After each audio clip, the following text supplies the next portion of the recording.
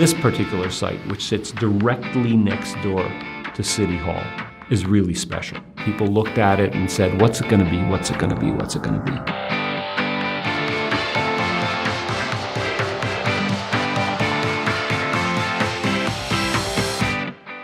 If you ask the team at Andren, they will remember the first day we sat down in the offices in Kitchener and said, yeah, I think we should go after this site. And I sat in a corner and sketched, very, very roughly an idea of what this site could be.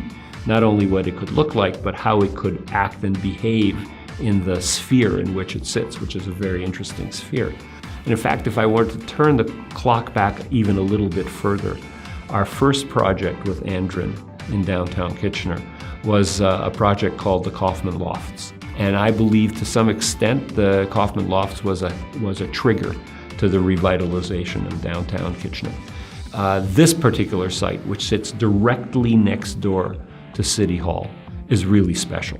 And from the very beginning, we thought that the notion of this project as a two-phase development with really three different pieces, the challenge was how to weave them together and how to also integrate the city through the site.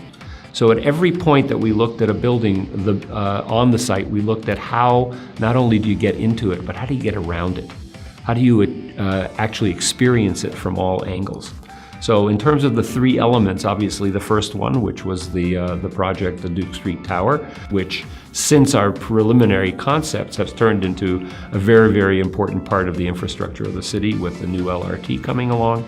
The second part is the office building, which we're proposing to build along King Street, which will be an incredible opportunity for really revitalizing the kind of creative industries that have been drawn to Kitchener, and which I think are the thinking and the real germ behind the way we think about who might live here. And the third is, of course, the Young Tower, which we think is going to be the new landmark